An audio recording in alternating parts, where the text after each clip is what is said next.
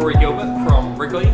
Hi, I'm Catherine Walker and I'm from Woolworths. My name's John Stokes. I'm the Retail Channel Planning Manager here at Coca-Cola. Hi, I'm Shahadirias. I work as an analyst at Nielsen. I'm Hattie Crawshaw from Campari Australia. My name is Brooke Shearer. I'm from API Priceline.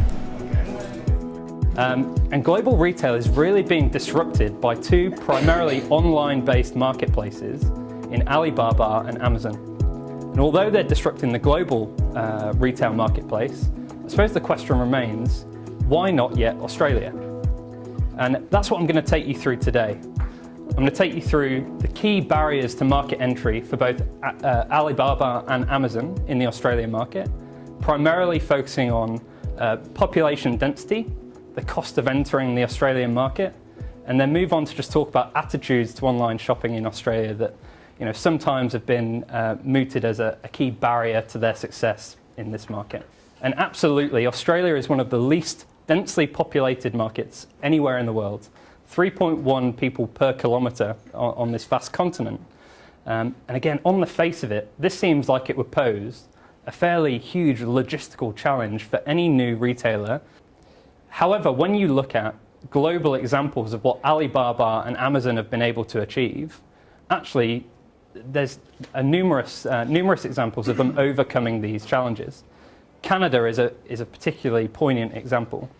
Canada has a similar geographical spread to Australia, and the population density is actually quite similar at 3.7 people per kilometre. Amazon in particular thrive in Canada, so they turn over $1.5 billion a year. They've actually set up 6 fulfillment centres to be able to fulfill the orders from their online portal. And I think the other thing that they've really been able to do is change the Canadian shopper's expectation of shipping costs. So for instance, in Toronto, you pay one shipping cost, whereas in Quebec, you would expect to pay a slightly different cost based on the distance that product has to travel. So taking that into account, next we'll talk about cost of entry into the Australian market. Now actually, by the very nature of both of the businesses, their cost of entry into any market is relatively low. Alibaba in particular operate 3 key online portals: Alibaba.com, Taobao, and Tmall. Now, what we've seen as they've expanded throughout the world is they've actually retrofitted these websites to fit that local market. So Indonesia is a great example. 2 years ago, Alibaba took their Tmall concept and retrofitted it to fit the Indonesian market. Assuming they could do similar in Australia, the cost of entering this market is relatively low for them by the very nature of their business. So next is attitudes to online shopping. I think we've probably all heard at some point that Australian retailers under-index in online shopping versus global counterparts. However, when you actually look at Australian retail spend, people spend roughly 11% of their total retail spend online per year. And that's through retailers like ASOS.com, actually Amazon already to an extent, and eBay. Now, this actually poses a great opportunity for both Amazon and Alibaba to come into the Australian market and really accelerate that growth in online shopping. So I think they're coming. Both Alibaba and Amazon have an opportunity in Australia, with Amazon approaching the market later this year. So what can we innovate domestically to compete with these new retailers?